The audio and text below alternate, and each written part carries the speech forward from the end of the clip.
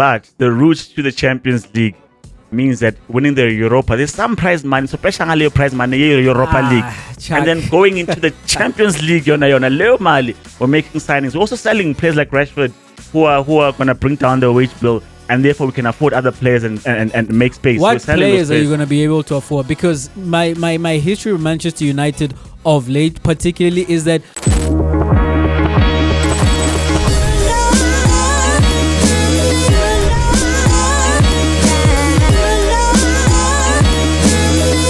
public holidays have come and gone. There's not another long weekend for a few weeks, and people in South Africa are sad.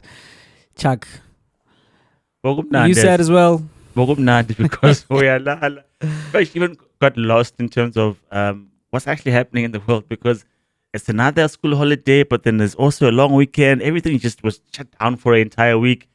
It was good. And then there was a derby at the end of that weekend, but now back to school, back to reality, back to Spanini. And here we are back on the ground. 5-day work weeks. What is this? The country has gone to the dogs.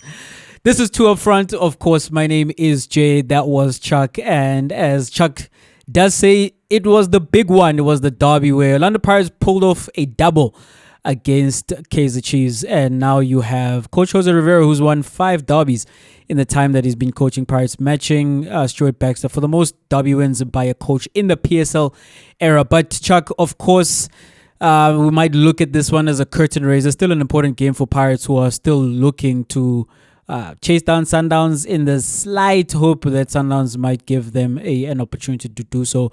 But in most people's eyes, it was the curtain raiser for the derby that is coming up this weekend in the Nedbank Cup Final down at Moses Mabhida, of course.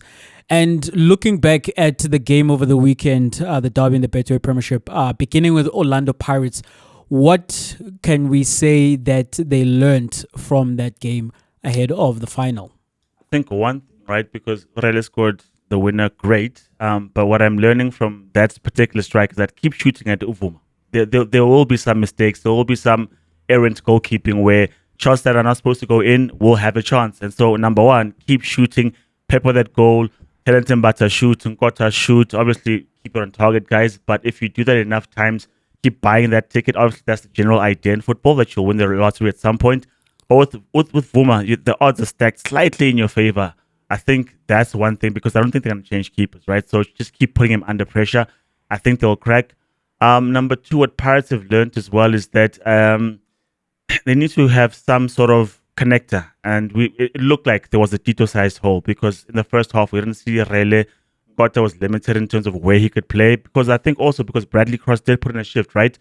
But I think there was too much of a space between Trent Mbata, Makaula, and the forward line. And so if they fix those kind of things, they'll be fine. And I think what happened in the second half with Hoto going back to his wing-back position, I think what they've learned is that don't go with Marco and Shandu in a big game yet, again, because one is rusty and the other one is limited in terms of the options that you've had the entire season versus Hoto and Van Rooyen. Those guys, if they're fit and available, go with that pairing. Number two, I think you might just need 3 at the back again.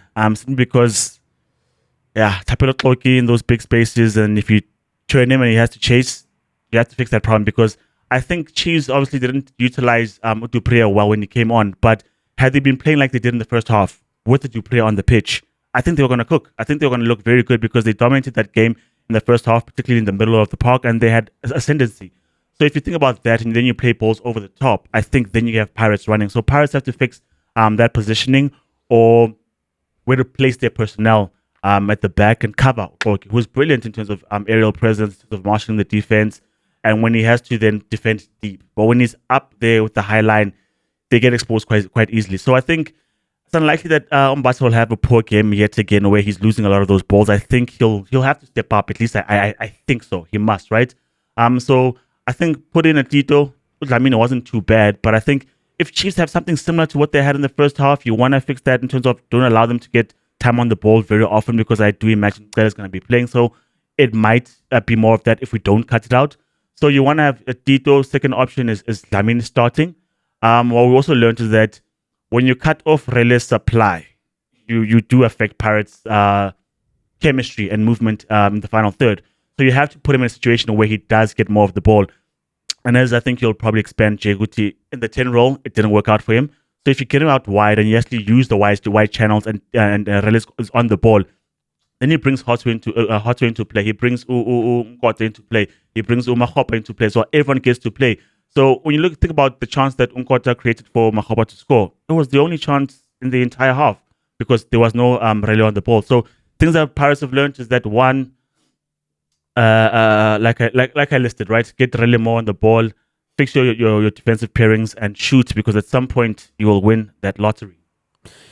Yeah, I think what Orlando Pirates would have learned, or what we learned about Orlando Pirates, is that really isn't a 10, at least not in the system of Orlando Pirates. And it's actually interesting to call Tito a 10, right? Because of just how far he roams within the Orlando Pirates midfield. I was speaking to a former footballer, right? And he's not a fan of the way that Tito plays the 10 because when you are that far deep, as sometimes you see Tito going to receive the ball for Orlando Pirates, then you are missing where we are expecting you to be. But my opinion is that for Orlando Pirates, it's very different. And one of the things that masks what Orlando Pirates are missing in their midfield regarding their ability with the ball is when Tito is there.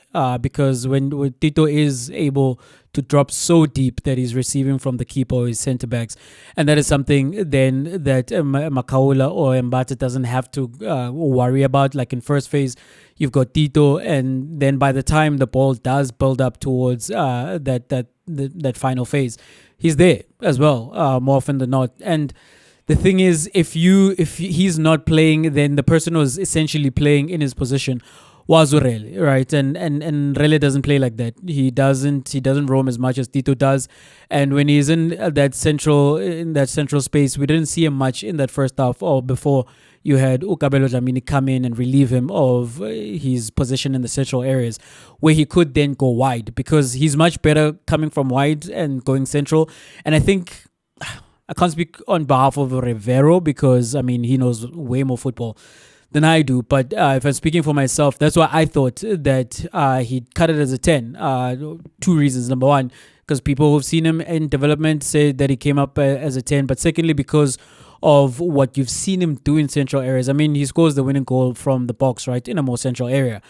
But he was coming from wide. He was operating now where he was getting the ball in wide areas, in bigger spaces. And he's able to, I feel like he's able to see a greater picture of the field. There's a ball that he played where he played it over the top of the defense to Nkota. And he actually, multiple times, where he was now wide, and I feel like his periphery was much more increased, that he could see the runs made by Nkota. He could see the link-up play that Mahopa wanted to have with him, and he was so much more effective when he was relieved of playing the 10 and he was then an inverted winger. So that's what I think it is, right? I'm sorry to cut you off in terms of the profile of Rele at 10. I think it's because when you think about that particular pass that you're referring to, right?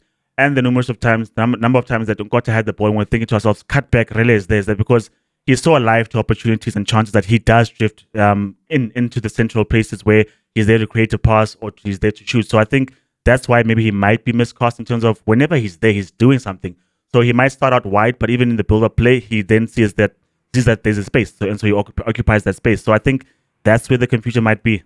Yeah, so that's what I'm saying. That because you see him do damage from central areas, you have the idea that, just start him there. Whereas that's a totally different component to he comes into the area having come from out wide. I think then the other thing, Chuck, for me is Orlando Pirates must believe that they're a better team than Kaizer Chiefs. Kaizer Chiefs are where they are in the league because the league does not lie, because they are that much far worse than Orlando Pirates. And I know a derby presents a different case altogether, and a cup final for that matter, right? But I feel as though from the first half where Kaizer Chiefs were the better side than Orlando Pirates, and coming into the second half when Pirates then did play on the front foot, Kaizer Chiefs didn't really have a response for that. And once Pirates got on top, when they arrested the momentum from Kaizer Chiefs, they never relinquished it. And even though Orlando Pirates were missing players, it really did seem at the end of the 90 that this was the better team. This is the better team. Even as Orlando Pirates finished with 6 players from development, they still are better coached. They still have greater experience than Kaizer Chiefs. They still know how to win. And I feel as though what happened there is they remembered, because that's not something that they learned about themselves. They are a champion side. I think they just remembered. If I recall the words Zaga Tito in the 3-2, right, where he says Abeko Labantu, it's because very quickly there's a realization that yes, big game, maybe nerves, and the derby presents its own unique properties, but if we're just talking football, it's very clear that we are the better team. We have the greater chemistry. We have the results in our history that speak of the fact that we are made for the bigger moments, far greater than the team that we are playing. And so going into the final, I think coming in there with the idea that we are champions, we're defending this title, we're going for a third one, should not be pressure, but should be an opportunity for them to also then say amongst themselves, the team that we're playing, they've never been here. They haven't been here. This is new for them. The pressure that comes with not only being in a cup final, but the narrative of trying to end a 10-year drought without any silverware. They are the fish out of water in this big shark tank, and we are the sharks here. And I think that's what you saw in the second half. And Orlando Pirates can take that into the cup final as well. That they are the A side, as would be said in boxing, that they are the ones who are going to dictate terms. And if they do that, and if they ask Kaizer Chiefs to chase them, they should come out on top in that cup final. I mean, when I think of Pirates, right, and their form and how good they've looked this season, I think you may put together, I think, a credible argument on pressure being on their shoulders to actually convert the Nedbank Cup Final, because they are the better team. They should go all the way. But Chiefs have got a trophy drought, and so they might want it more, right? And as people say, when it comes to Derby, that form goes out the window, league placings go out the window, the personnel, people just step up. And so, Jay, if Chiefs ought to step up in the Nedbank Cup Final after having played this particular Derby, where do you think they can exploit and hurt Pirates? What did you see in this particular Derby that they can use going forward to then try and surprise everyone? Kaizer Chiefs can get a lot of confidence from that first half performance, right? Because they controlled the match. They controlled the tempo. They had the position. They weren't always breaking through the lines and getting into the final third, but getting the early goal, they did get momentum behind them. They were comfortable in possession. A lot of the possession was happening in amongst the defensive line, as well as Ungobo, who was playing as the 6, right? But the fact that they were able to keep the ball, the fact that they did look comfortable in circulating it amongst themselves, that should give them a lot of confidence that they don't have to hang on when they're playing against Orlando Pirates. They can actually play. Now, it would be up to the coach to address what then happened in the second half in terms of how do we keep that up for 90 minutes, because that is the concern, right? That we had it, we had momentum, we were doing the playing, but we could not sustain that for a period of 90 minutes. And this is what the coach needs to figure out. The other thing, Chuck, is I think they can take away the fact that they can be even better than what they were in that match, and by virtue of making the requisite changes. Because what's going to happen in the cup final is, number one, Duba's going to come back from his suspension, and I believe he's going to give you more than what Ulilepo gave you as a striker. And I think Coach Nabi went with Ulilepo just for his physical profile. He did score the goal, but largely was anonymous in that position, and I think you are better off with him being on one of those wings. At this point, I'd play him ahead of Gaston Sereno. I still think Modi should play. I still think Modi should start, right? So you get Duba back, your leading goal scorer. I think also you get a Miguel. I think Miguel is going to come back into that team, and he brings leadership, but he also brings he's the vocal leader as well of organizing what is happening with the defensive line and everything in front of him.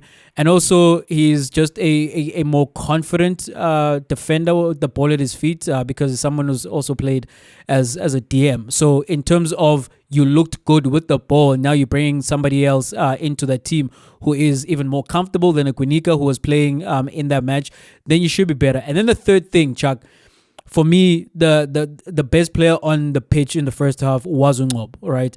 I absolutely enjoyed his performance. His ability to create separation from his defender with just his first touch, and then how he takes care of the ball and how he circulates the ball and how he gets Kaizer Chiefs playing and moving. I would double down on that, because when I was watching that, I was thinking to myself, man, imagine then if Cele was right there next to him. And then Cele came on in the second half, which means that Coach Nabi said that both he and Miguel were not quite physically ready to play from the start. But the hope for Kaizer Chiefs and Kaizer Chiefs fans would be that Cele can then start or play a majority of the cup final. Cele and Unqobo in the center of the park. I think what we did see in that first half, it's even better because they both can control the game. And Unqobo has worked hard in terms of what he does out of position, and Ucele, we've seen already in his short span with Kaizer Chiefs since joining in the January transfer window, what he also can do out of position and defensively and just screening that backline. I just don't think, for whatever reason, Coach Nabi is going to start the match without Umart.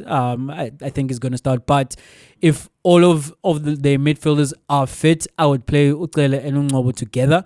And I think what you then did see in that first half is something that they can be confident that they can replicate when they do bring all those players back into the fold. Jay, what I saw from the first half, echoing what you're saying in terms of Unqobo as well, and I also do think that Mart is probably going to start as well. I think Chiefs need to, one, keep their discipline, because I said to you that Gaston Serrano is putting in a shift. He's not asking for the ball, he's not being the star, he's putting in a shift. Yeah, Marca, he's pressing, he's going out wide and going where he needs to be. Then I said to you that the fact that he's coming in now to try add numbers into the midfield might be something that might be a problem, because now he's no longer occupying those spaces. And I think that did add to that. Obviously, as you said as well, Paris did wake up and play better football. But I think it's that discipline, number one. I'd say I'd flood bodies into the midfield, number one, because I think what that did, right, Jay, because if you think about it, essentially what we saw with Pirates is that it was just Makaula and Talent against the three. And they struggled on that day. And if you make them work, at some point, as a fan that was sat next to us, one is going to crack. And chances are Talent and Bas is not going to put in a shift. Makaula is going to run the entire 90. And if you can exploit those positions, you've got Sereno was pushing back Ushando on the other side. You've got Dilepo was pushing Marco back the other side. Then you've got space to dominate the midfield. If you can do that, then you can play very well in that game, because then you've got the luxury of playing those passes, one, try open players up, because players like Mdu came alive because Chiefs got possession. Mdu's not good in terms of grafting. Then he must play on a dime and play quick balls. He needs to lift his head up and look for options. That's when he's good, right? And then when you can do that as well, then you've got the chance of exploiting, like I said, the lack of pace. No, TLP. TLP is great in those tight areas where it's 50-50s, where he's running for the ball. But if you're running at him, he can be exposed. Hence, I think Pirates considered the goals that they did in the CAF, because he was faced with a new prospect. So for the mere fact that the defense is not going to change, Chiefs must then think about how to exploit that forward lineup, because you are going to have Cloak, you are going to have TLP. Those two are not going to change. Like I said, I don't think Shandu is gonna start. I don't think Marco is also going to start. But I think if you can then play those balls over the top, then you're forcing someone like Hoto or Van Rijn to go back, and then you've got one up on the opposition. So I think you should do that, number one. Number two, I think rely on your talents. The fact that Marafage Tabotele pulled off Unqobo as well, those are decisions where you're like, Coach, I get it, you're seeing something that we're not probably, but if you've got a player who's dominant, a player who's having a great day, keep him on the pitch for as long as possible, because he can bring you some matches. Because also the other thing is that quality is quality. Rale was quiet the entire first half, but in the second half, given enough times with the ball, he'll produce something. So same thing with Unqobo, Jay, because as you're saying, those turns, those touches, he made Chiefs tick. And you're like, this is what we were missing basically the whole entire season. So you've got Unqobo, you've got Ucele together. I think something will come good. So I think, Jay, it's a matter of trying to show up in terms of Cross is gone. What do you do in terms of the other side with Nkota? If you can keep him quiet like Cross did on that day, you're winning half that battle, because if Rele is lost and they play a similar setup, then they're not really that strong, because Nkota got a lot of the ball in the first half but was negated in the pocket. Or Rele didn't get a touch of the ball. That's what allowed Chiefs to play. So I'd pack the midfield. I'd make sure that I've got my best players there, and I'd stay tactically disciplined, because I think that's what lets them down. They play well, but after a while, this player's not in position. Then the team comes back, and then therefore they've got a problem on their hands. So what Chiefs have learned, Jay, and what to do in the final is that, one, believe in yourselves, because you saw for the first 10, 15 minutes that you were the superior team. Try to replicate that for longer. try to bring on, like you said, Miguel brings better quality, Stella brings on better quality, Duba brings on better quality in terms of being the actual striker who can do the job, who knows what to do in the 9. Go at Pirates. You've got nothing to lose. What you've learned is that if you push, there is some give on the Pirates wing. There is some give in the central defensive area. So go and play. You've got nothing to lose. Literally, you've lost the derby. It's been a double. If 2 or 3 losses this season, it's not going to mean anything. You are where you are in the league. Go all out and win. That's what I've learned in this derby. That Chiefs must just be fearless and play. Also, I think maybe at some point that the tired legs of Pirates will tell. I think eventually that's why we were seeing these cracks from Talenton Barton. He's strolling and he's walking. That's why TLB is getting gutted because he hasn't played that many games at this level. So I think there's still Pirates are going to play Golden Arrows midweek as well. So by the time the final comes, Chiefs would have been probably better rested. They've got more. They've utilized their squad better than Pirates. So I think if they get their midfield pairing right, stay disciplined, they've got a chance. Yeah, a shout out to Bradley Cross, who I said I've seen enough in terms of him not quite being Kaizer Chiefs quality. He seemed to be on the day before. He was absolutely rinsed by the young man and got that red card. But he handled himself quite well. I think next to Ngobo, he was the second most impressive player for me from the Kaizer Chiefs side in that first half. And with him missing in that final, I think that Dove needs to move to left back. I would hope, or Chiefs would hope that Msimango is fit, that you then have him and Miguel as the centre back pairing. Because this season, when Kaizer Chiefs' left backs have been either players who double as centre backs or who are more conservative in their approach as left back, they've been better. We saw when the Clocker was playing there, and then when he left, and then Dover came back from injury, then he was playing there. And then with Ukros as well, who is also actually essentially a centre-back, right? The left centre-back.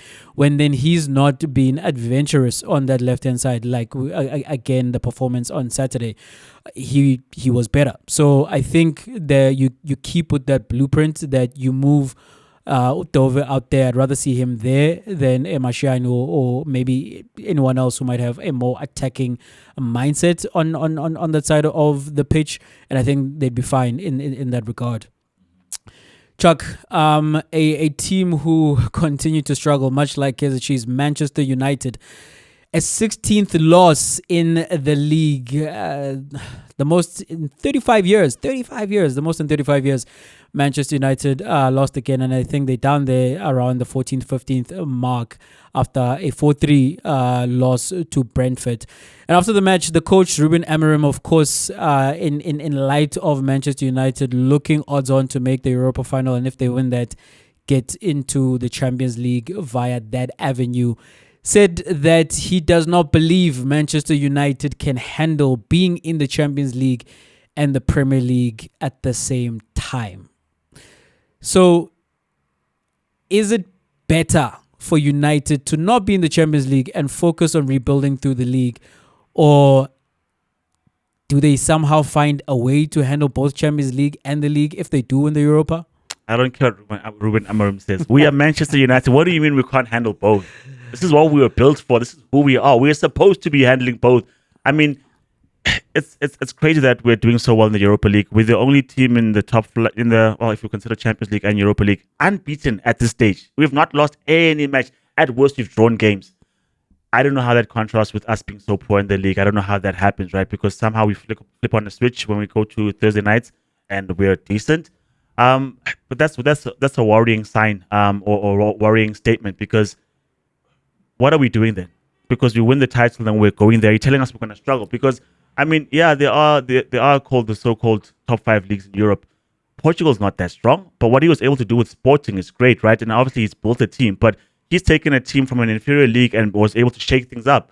So you're telling me that if we get Champions League money, but the players that we have, and we say sign 2 or 3 players, we won't compete. That's what you're there for, right? That's what you're there for, to ensure that we compete on 2 fronts. Sacrifice the Carabao Cup if you have to, play the kids. Sacrifice the FA Cup if you have to, but we can't be struggling to keep our eyes on 2 competitions. All we have to do in this new format, Jay, we can finish 15th, and we'll be fine. We'll play knockout rounds. It can't be so hard to keep your eye on the ball. And if anything, Jay, in this campaign, if we've got silverware, I can settle for 7th. I'm happy with 7th. As long as we're not 15th, 14th, I'll call that progress. If we're in the Champions League, we get to the knockout phases, and we're finishing 7th, and we understood that we've prioritized those particular competitions, I can live with that. But those words are not encouraging for me, Jay, because if you're the manager and you're supposed to be getting us better, and instead in this campaign, you've gone, you can say he's worse than Ten Hag. Definitely have been, because Ten Hag was bad, but he was never on this run. You're telling us that next year will be more of the same. I can't live with that. Okay, it might not be more of the same, but you're telling us that we're going to go out early somewhere. At some point, by the time we hit December, we're either going to be out of contention in Europe, or we're not going to be in any way, shape, or form eligible for top 4. I can't have that, because you would have had a preseason, you would have had signings, you would have had time together with this team. Tell me what you've learned with this team. Tell me what you've gathered. Tell me what you've improved with this team. You can't tell me that next year is better, because we didn't sign you for that. We didn't get you and interrupt the project. There was Dean Ashworth lost his job because he picked the wrong guy. Now that we've got the right guy, we can't hear that from you. So Jay, I am piggy. I mean, I don't accept that. It's not a statement that I'm willing to ride with. It might be factual because he's with the boys in training, but we have to do better than that. Sober musings from the coach of Manchester United. Sober words from Ruben Amorim. Ruben Amorim spoke the gospel, spoke the truth there. Manchester United will not be able to handle the Champions League and the league. And you know what? The only benefit, two benefits. The only two benefits for winning the Europa for Manchester United is, number one, they add another trophy to the cabinet, which is what we play for. That's the reason we start seasons, is to be there when it's champagne season and you are lifting the trophy.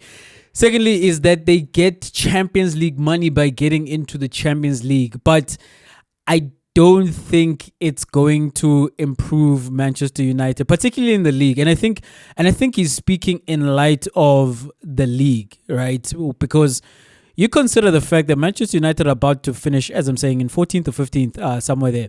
Do you realize, like I came across the stat, that if you remove the results Manchester United accumulated against the 3 teams that have already been relegated, they would sit 17th with 29 points. Meaning that outside of the teams that are going down through relegation, against everybody else, Manchester United are the worst of the rest.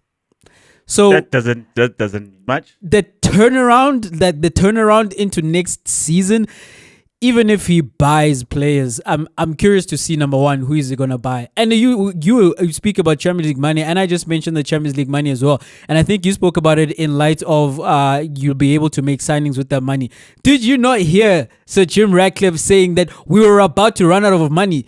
That money is not going to go to players, Chuck. That money needs to service Manchester United and whatever financial downturn that they find themselves in, that has people needing to bring lunch boxes to work, and where the fans need to absorb the debts by ticket prices being raised. So when the Champions League money drops, that's not going to be, here's a blank check, or here's a war chest. That's going to be, oh, thank goodness we're able to keep the lights on for another 3 months. But the route to the Champions League means that winning the Europa, there's some prize money, so special prize money, Europa League. Chuck. And then going into the Champions League, we're making signings. We're also selling players like Rashford who are going to bring down the wage bill, and therefore we can afford other players and make space. What players are you going to be able to afford? Because my history with Manchester United of late particularly is that it's not that Manchester United have not been signing players. They've been signing players. Now we've got a plan. When players arrive there, it's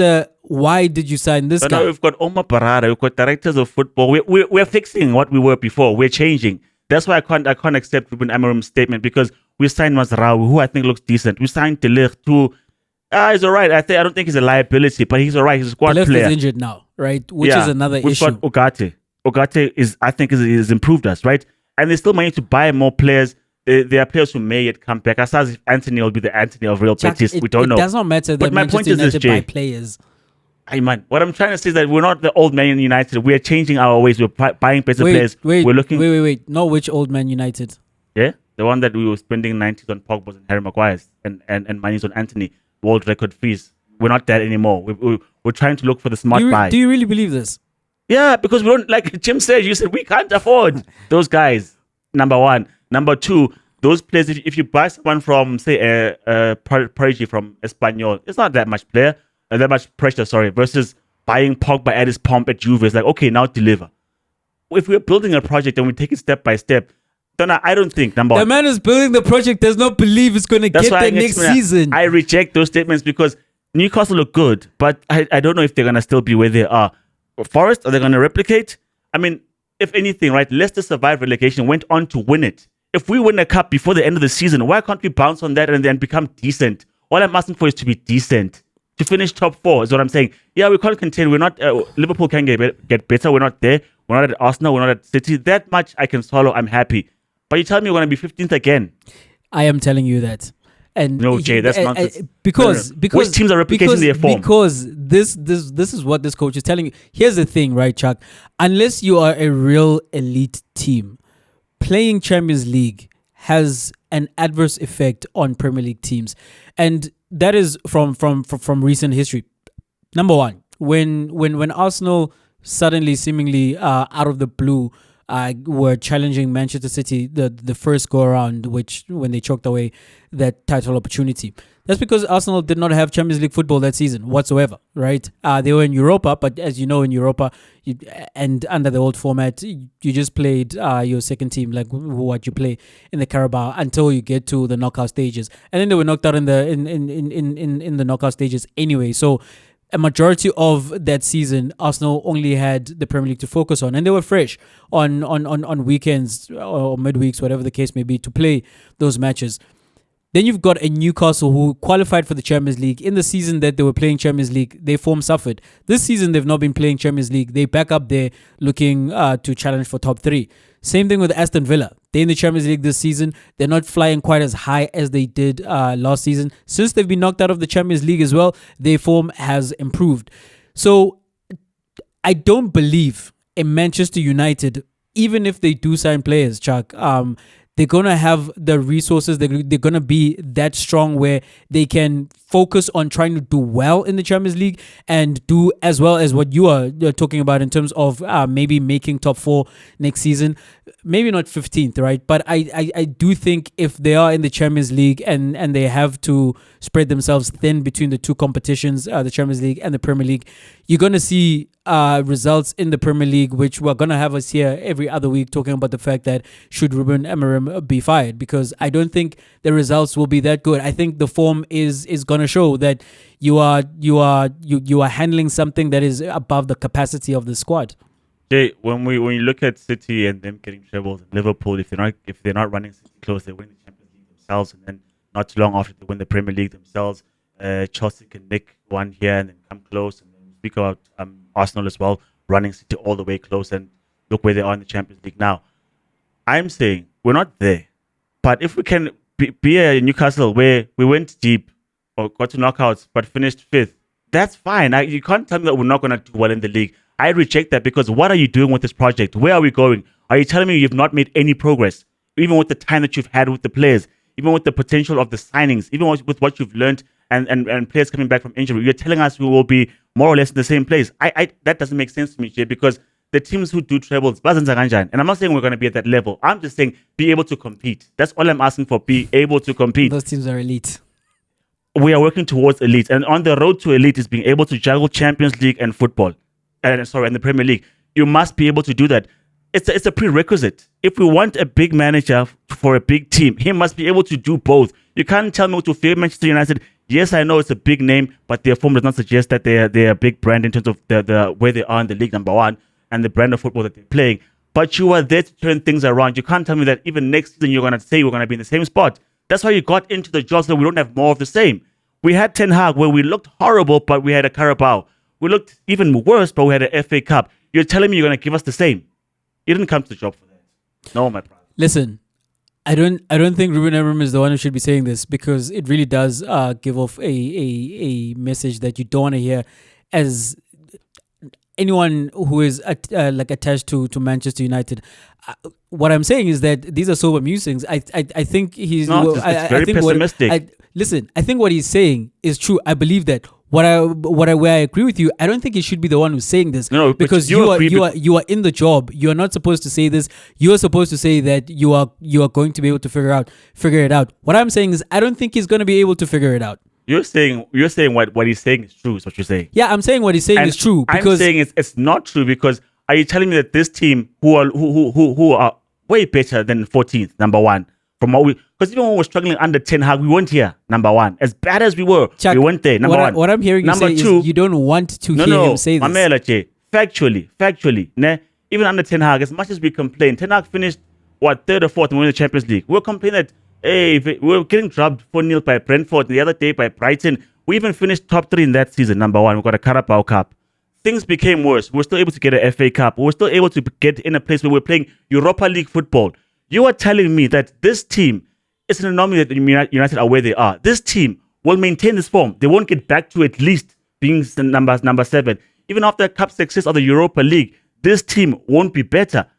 Then what are we doing? Because there'll be experience under the legs. There'll be a taste of winning a cup. There'll be time together. You're telling me even with all those things that usually in football tend to be success, we're not going to get better. I'm not telling you this. The coach who's coaching Manchester United is telling he you must this. be saying this, Marunamang. That's what I'm saying. That I don't believe it. I reject his statement because... Oh, you think he's lying? I'm saying he's lying or he's wrong. Either way, what I'm saying is that those components usually make teams better. Those are two different things. Like, if you think he's lying, he's then wrong. You believe that it's mind games of some sort. Because if you think he's wrong, though, that's totally different. Because you then have a greater belief in the team than he does.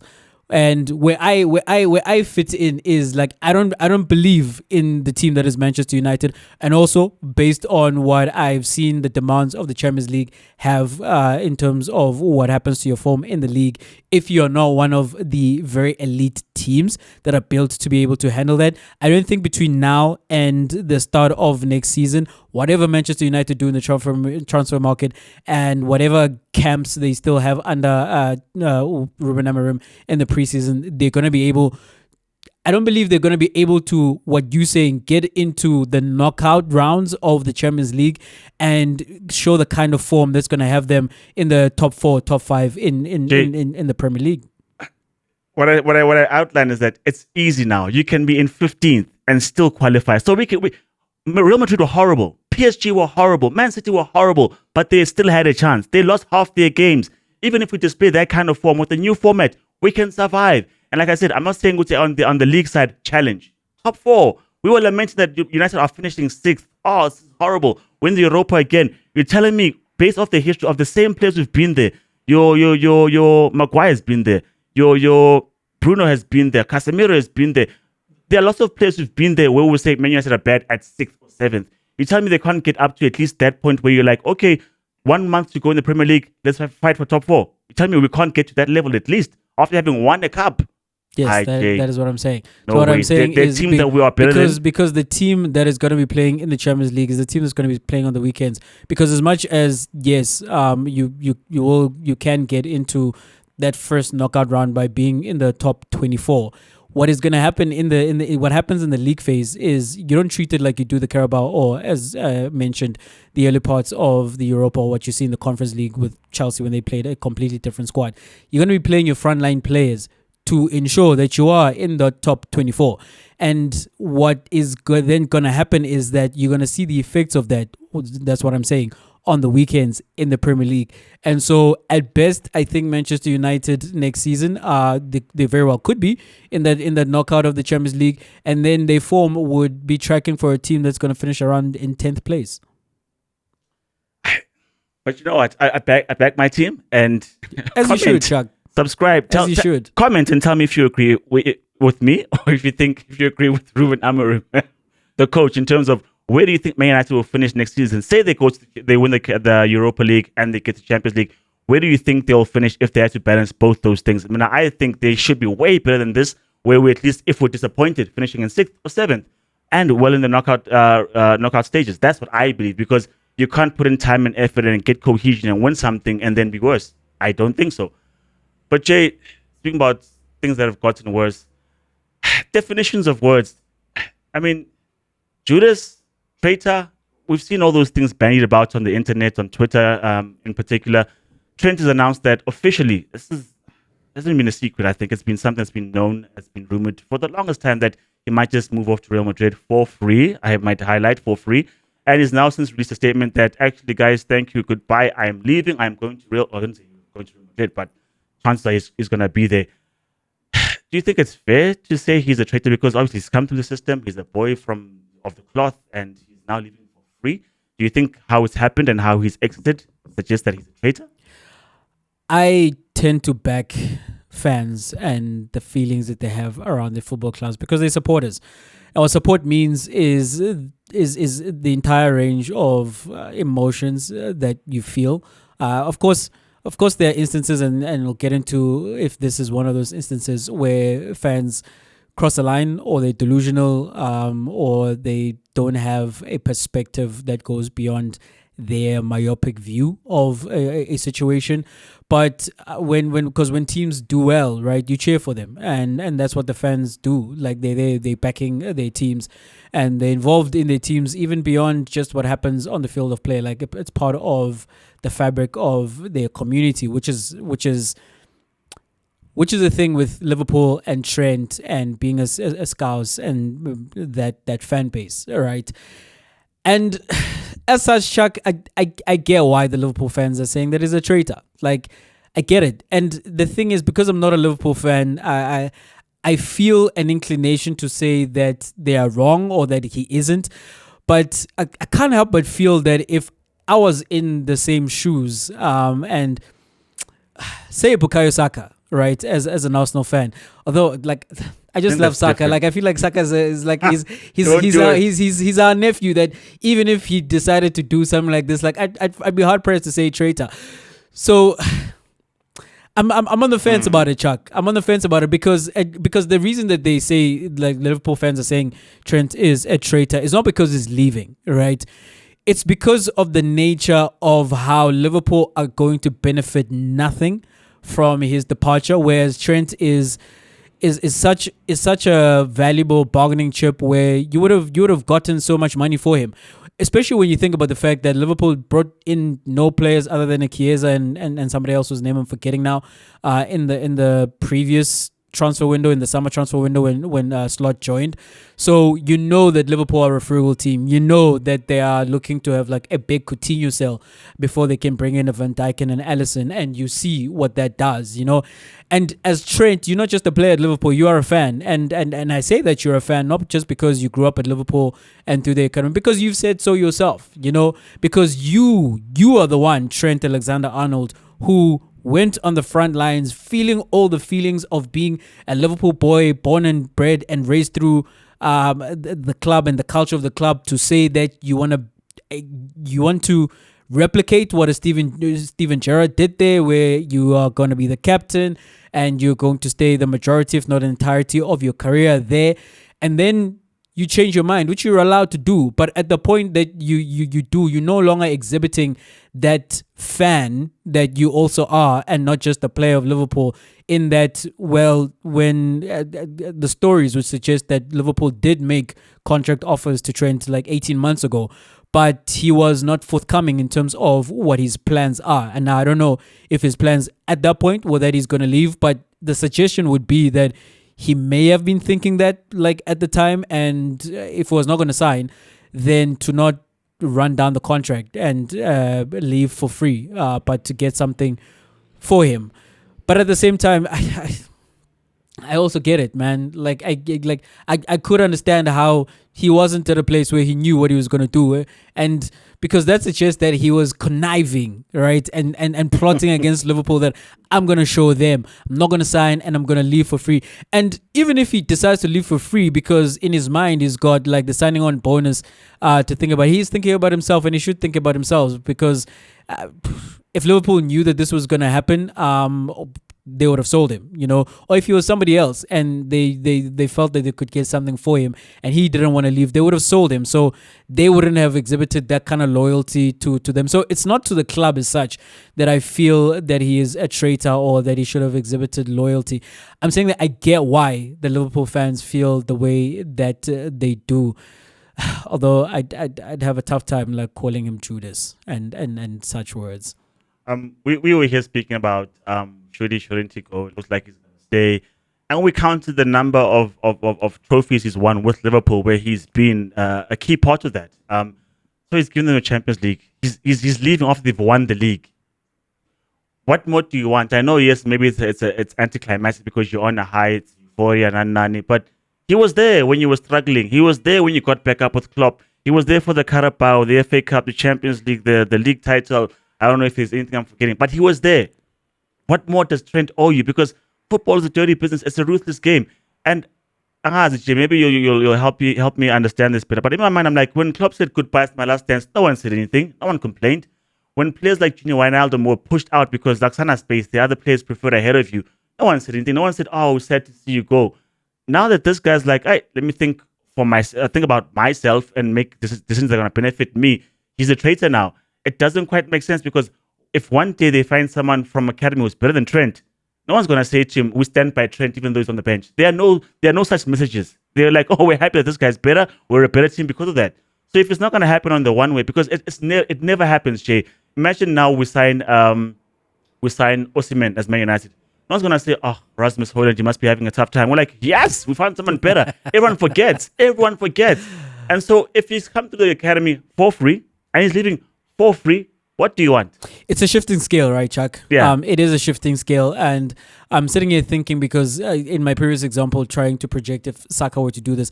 But as an Arsenal fan, I've been here, right, with Arsenal players. Because when Thierry Henry left and subsequently won a Champions League with Barcelona, I don't bemoan him for that, right? And like Thierry Henry is welcome through the doors of the Emirates. And I when I see Thierry, I see Arsenal. I don't think about, oh man, you left us to go join the team that beat us in the Champions League final and you won a Champions League with them. It feels as if that's more traitorous, he gave us everything. That's what I'm saying. With that storyline, yeah. It feels as though he gave us everything, and he wasn't like stabbing us in the back. On the flip side, though, like as I've told you before, I don't want to hear like Robin van Persie's name mentioned in my presence as an Arsenal player or Arsenal legend, and that's not right. And I can't quite quantify it, Chuck, but because of the fact the narrative with RVP was the fact that when you were injured, we stuck by you, right? And you were there, and we're continuously waiting for you to be healthy so that you can play. And then the moment he got healthy, he was like a season and a half of being healthy. He hit the absolute highs at Arsenal, and then Manchester United came calling and said, "We're gonna win a 20th league title with you." Got a fee. And it was like, yes, give me that. Even in that case, Chuck, it feels like no, I don't want to see that man. It's similar with Ashley Cole, and even as I've heard Ashley Cole's story that Arsenal were the ones who didn't give him the contract. I think it's where he ended up with a Chelsea, your Nasris who ended up with a Manchester City, players who are pushing to leave the club, and this is not what Trent did. He wasn't pushing to leave the club, but in a sense, he let that happen. So what I'm saying, Chuck, is we are. It's not a scientific diagnosis from fans, right? It's not fair. That's what I'm saying. It is a shifting scale because whatever narrative is there, like that informs how we feel about the moves that the players are making. You'll tell me maybe as a United fan, but I remember the time when Ronaldo was pushing for a move to Real Madrid, right? And it happened the season after eventually. The United fans did turn on him somewhat, like, oh, well, if he doesn't want to be at United or he feels that we're not big enough, then he should just leave, right? Like, and whatever, we don't want him, we don't need him anyway. We are Manchester United.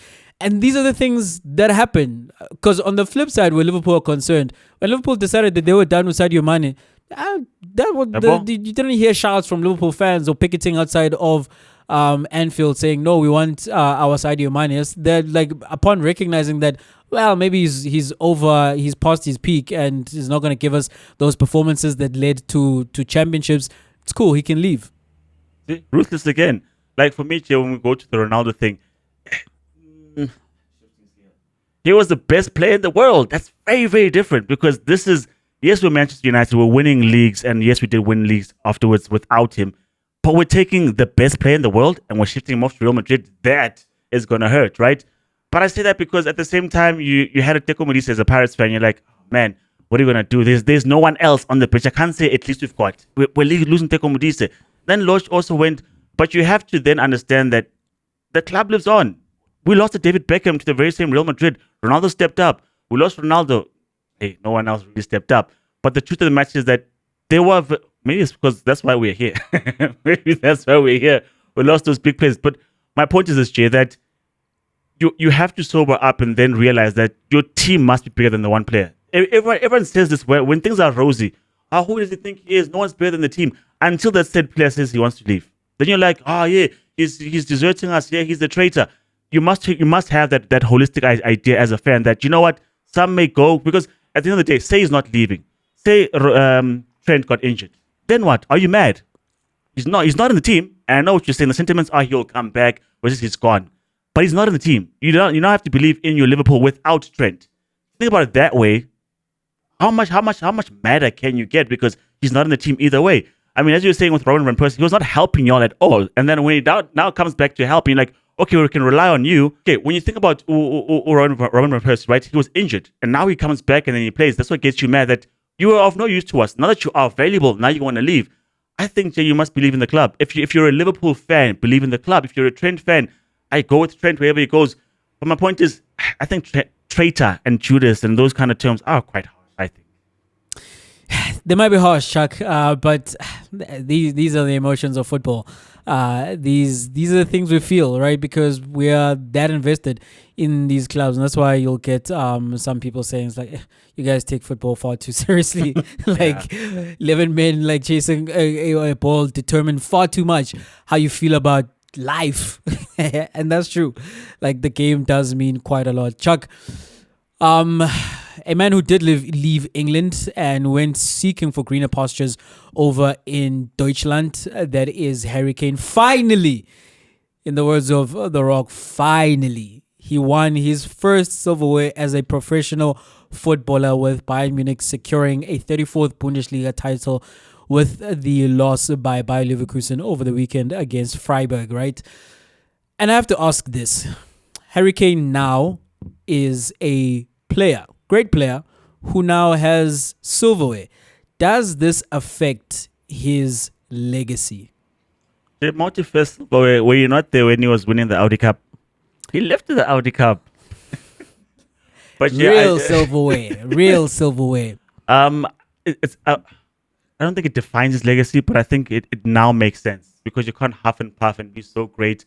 And because not only are his goal scoring numbers great, Jay, but we always cry about how great he is also when he drops deep and brings other players into the game.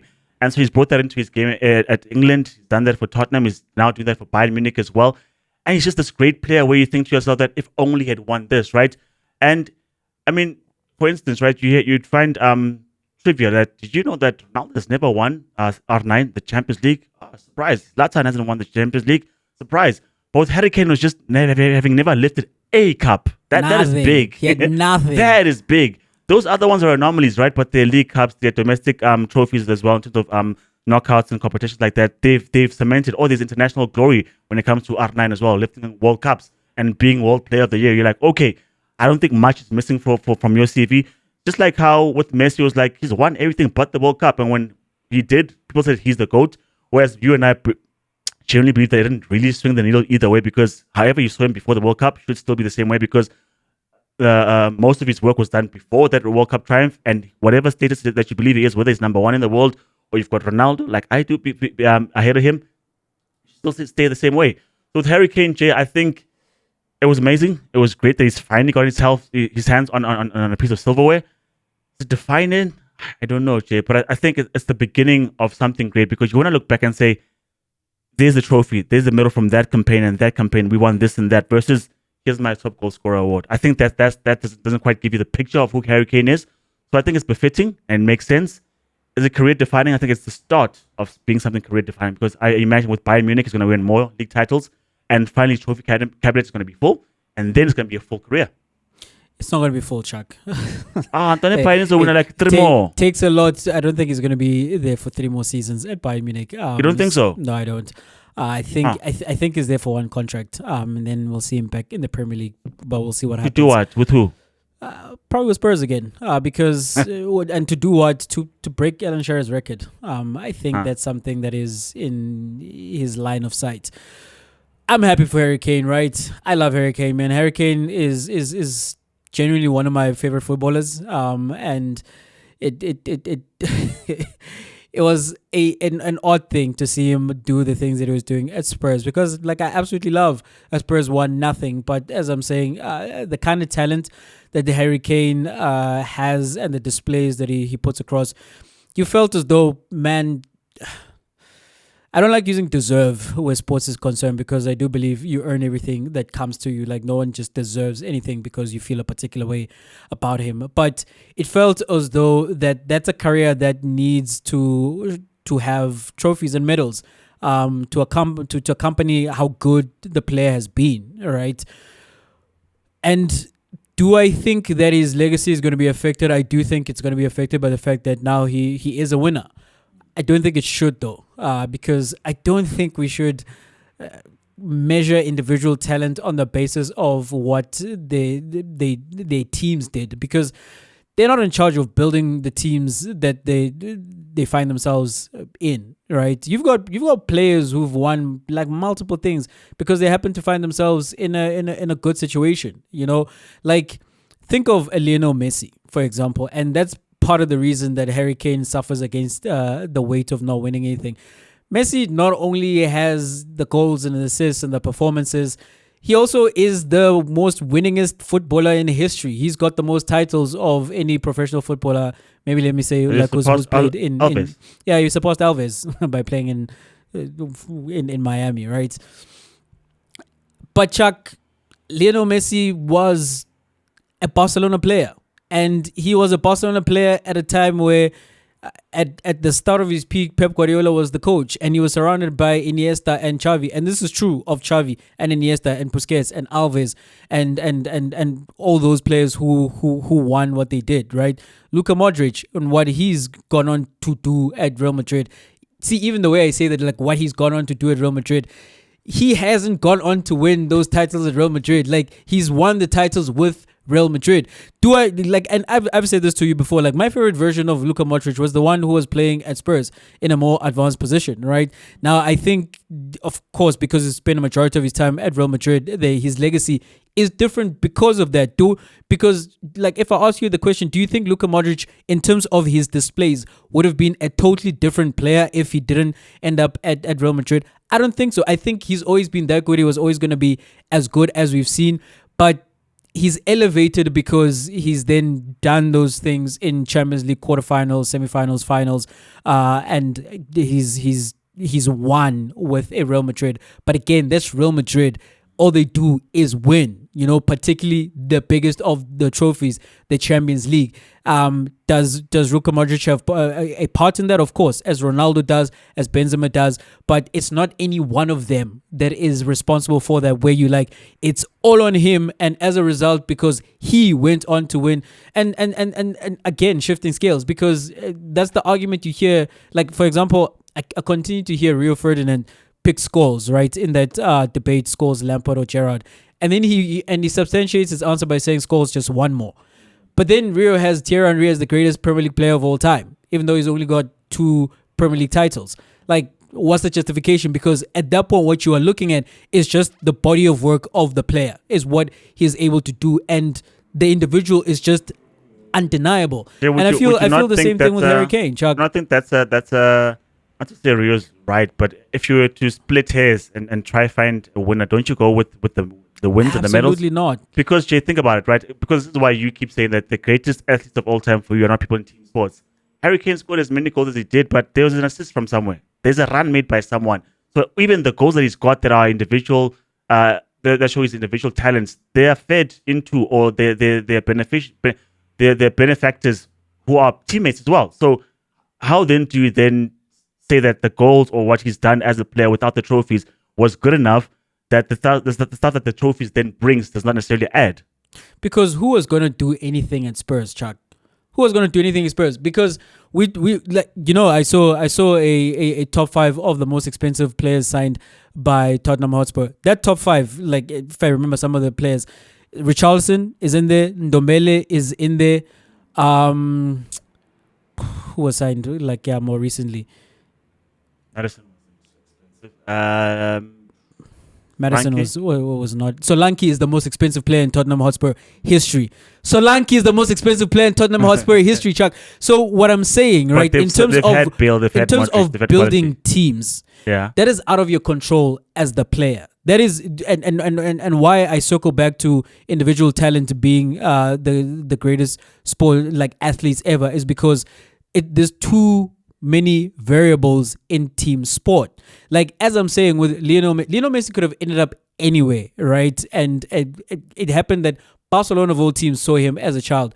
Barcelona, who I will pay for your medication, and he finds himself in the class of 87 at La Masia, and everything else then that happens subsequently. Because Chuck, if you, and this is what I've said, like if you had dropped Harry Kane into Lewandowski's position for the time period that Lewandowski was at Bayern Munich, maybe he doesn't score as many goals as Lewandowski, but I feel that he approximates what Lewandowski gave Bayern Munich, and we'd be talking about him as having all these trophies. But that's because this is who Bayern Munich are. That's why Bayern Munich can lose a title one season to a team where it takes them to be invincible to win the Bundesliga title, and then they come back next season with a company who's never won anything before as well. And great job by the coach, right? And great job by the squad. But when you contextualize it, it's Bayern Munich in the Bundesliga. Like they tend to win the Bundesliga because of how they have more money than everybody else, have greater resources than everybody else.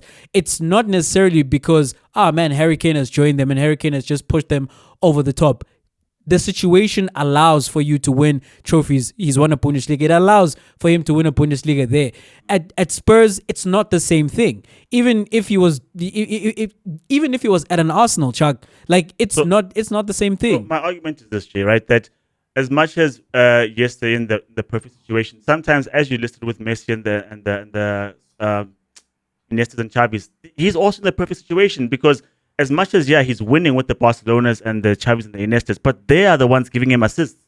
How many better players can you have better than those guys feeding you? As good as he is, or Ronaldo, he said Scholes feed him, he said Ozil feed him, he said Benzema feed him, he said Bale feed him. And so what I'm saying is that as much as the guys are good and the individual talent does shine, they're also products of what's in their team. And so whether Harry Kane is winning or not, who's to say that he's not a benefactor of the people that he's playing with? So the passes are coming for him to finish. Whether he's running from center, or someone, whether he's tapping in at the box, someone give him the pass. So my point is this, that as much as you're winning with the team, you're scoring with the team. So why does the winning with the team not stand as strong as scoring with the team? Because you're also benefiting. Because winning, Chuck, is a reflection on the team. It's a reflection of the team that you play. So is goal scoring, no? That you play for. So is goal scoring. No? Winning and scoring goals and winning is not the same thing. That's why you can. That's why I'm saying why is there distinction? That's why you can score 3 goals, but you lose a match because you have a potent front line, but the strength of the overall team is not such that it can carry you to win games where you're scoring 3 goals. That's why one Manchester United fan said to me it's not guaranteed that we are in the final of the Europa because you don't know this team. We might concede 4 and. That's not a feeling you have if you feel that the team is strong, but you can feel that we can score 3 goals as they did in the Europa, and they followed it up on the weekends. There's a potent front line and someone can score as a gluttony of goals but not win. Cristiano Ronaldo was scoring 40 goals or 48 goals, whatever the case may be, consistently at Real Madrid, but not winning La Liga. That's not a reflection on Ronaldo. That's a reflection on the fact that his team was not as strong as the other team that was winning that La Liga title. My point I don't think therefore the failures of a team should reflect on the individual, particularly when that individual, when you've watched him and his contributions to the team have been par excellence. My thing is this, that you're saying he's scoring those goals and he's not winning because the team didn't win those things. But I'm saying he's scoring the goals because the team allowed him to score those goals or facilitated him scoring those goals. Those crosses that are coming, you don't just head a ball. The crosses are coming in. The through balls that are coming in, it's also the team. So to then take take goal scoring as an individual prize, like this guy scored 40. Yes, he scored 40 because he put the ball in the back of the net, but he's got supply from the team. That's why, as the team wins those medals, we say that this individual won those medals. I think those are the same thing. It can't. It's a team contribution. It can't be the day. same thing. The team is good enough to facilitate you bagging your individual accolades, but they're not good enough to take it all the way to win trophies. Because again, Chuck, you can have somebody like someone like a Calvin Phillips who once upon a time scored 30 goals in the Premier League, but you did not expect Sunderland to do anything in the Premier League because overall the team was not good enough to win. You can be good enough to put numbers on the board where, again, as I'm saying, like a Harry Kane, he himself is good enough to be scoring those goals. He is good enough to be giving those assists, but the team is not consistently good enough. Like, it cannot be that a team that is not good is a reflection on you, because the suggestion is that, well, if we are judging him on the trophies and leading the team to win those trophies, or we are saying that, well, if Harry Kane was better, or like a Harry Kane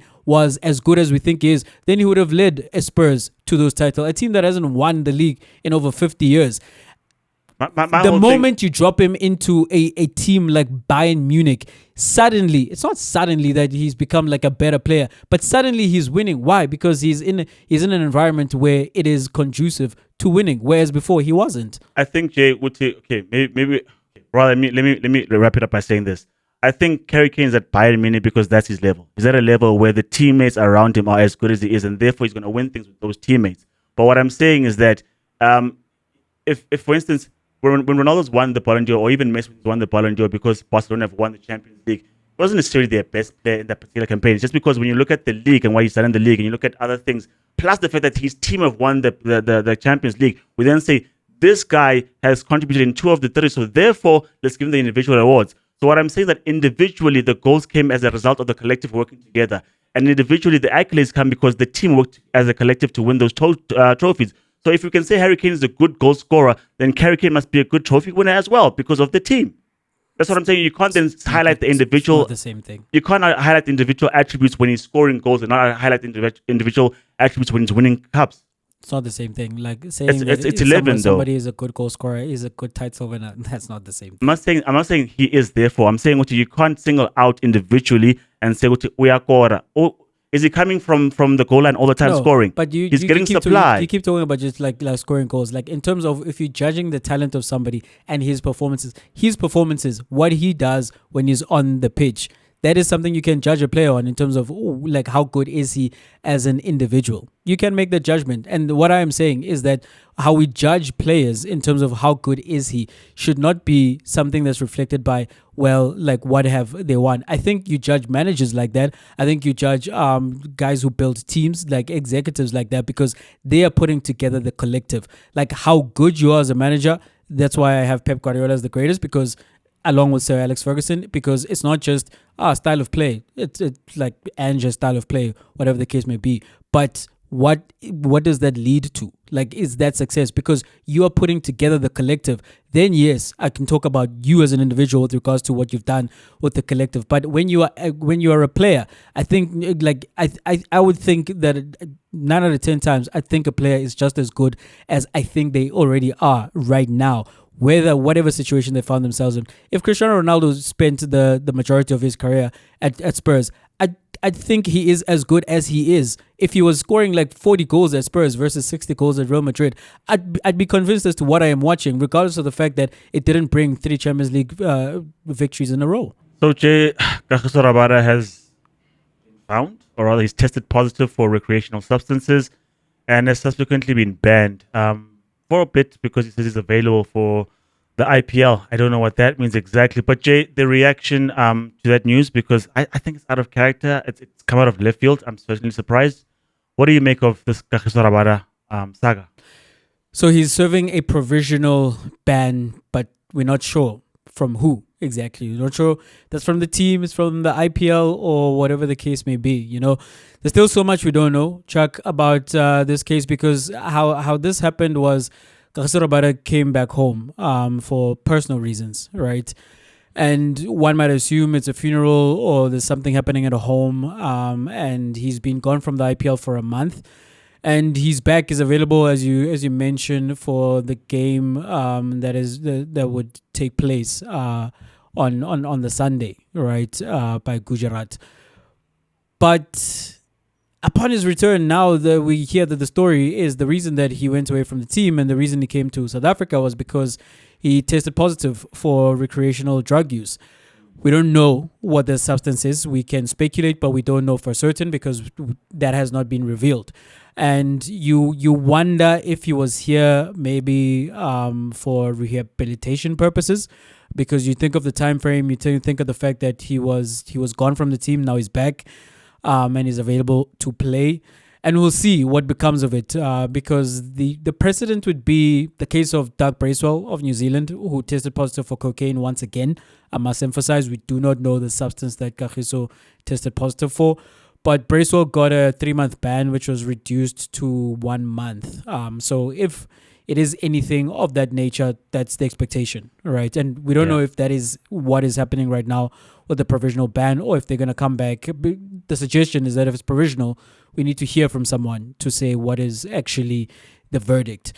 But in terms of these news, Chuck, out of left field, completely out of left field. It's not something I would have ever anticipated where Kagiso Rabada is concerned, because Kagiso Rabada has been on the scene and in our periphery since he was a teenager. Burst into the scene with that 16 wickets for the Lions and then was straight into the Proteas team. And he's been an all-time great cricketer, bowler in test matches in particular since debuting for the Proteas. And he's always been available. There's never been any headlines about misbehavior or misconduct on his end. So as I'm saying, this comes out of left field. Now, I don't know if this is something that's been going on for a while. I don't know if it's something that is recent. I'd have a different feeling if it was performance enhancing drugs, right? I have less sympathy for that because that is blatant cheating. This is recreational, which is not to say that it's fine, because Kagiso Rabada is a role model to young kids in particular. But when people use substances for different reasons, I don't know if it's a cry for help. I don't know if it's some kind of coping mechanism because his life, his career, his environment is too taxing.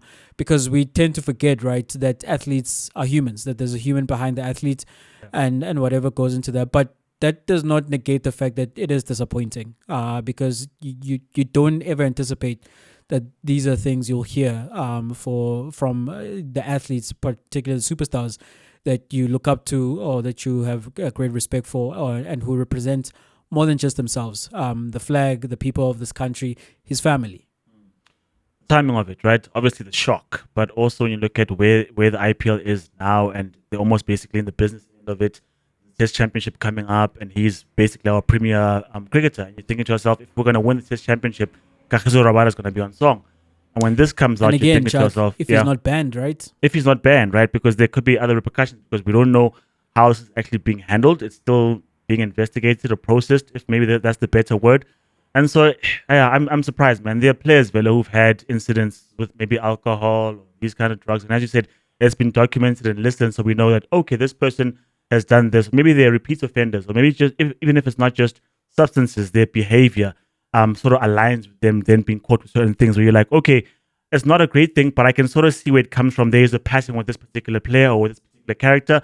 And as you say with Kagiso Rabada, it's a proper surprise, because like I could pick out 3 other approaches before I get to you. I could pick 5 other approaches before I get to you. And obviously that's a lesson to not judge a book by its cover, because as you said, number one, we don't know what the actual incident is, what the substance is, what are the reasons that led up to that particular drug, because it's called recreational because that's where it's mostly found, but we don't know why it's being used, so we can't be too quick to jump on him and pretend we know the narrative, but it's a definite shock. The words that stuck out to me is that he said that he won't take cricket for granted again. Those words are sobering in terms of, was it then maybe a situation where it's a lack of good judgment and he didn't do what was best for him and his career or what was best for him and his family? And I wondered to myself in terms of, how did he get to the place where he did take it for granted? Was it becoming monotonous? Was it boring? Was it not as fulfilling. I don't know. There's so many reasons because this is a proper bombshell. Like no one's prepared to hear this. Even with the performance enhancing drugs, Jay, you can sort of maybe find the reasoning around it that you guys weren't winning or you needed an extra edge, you wanted your form back, whatever. But you can sort of maybe try connect the dots and form some sort of narrative before the facts actually come out. With this one, I'm stumped. I'm just basically reacting. I can't even put the dots together in terms of how he found himself there and why he's there. So surprised. We'll see how that one turns out. Yeah, I hope he does get the requisite help if that's what's needed and he beats this. And we don't have to talk about Kagiso Rabada in this case going forward, just about him, the athlete, and the superlatives that he does on the field of play. You have come to the end of this particular episode of Two Up Front. If you are new here or you're returning, you have not yet done so, please do subscribe to the channel. Like the content, comment in the comment section, share it far and wide. We absolutely love hearing from you. And you can continue the conversation as well on our social media platforms. You can find us on all social media platforms. It is at 2UpFrontPod. I am at J_Mzulu. Chuck is at Chuck2Up. From myself, Jay, I'm outie. From a hotly contested derby to a hotly contested Harry Kane debate, right? Trent was called Judas. But you know who the real Judas is? Ruben Amorim with those words. Don't trust you, my man. Don't trust you.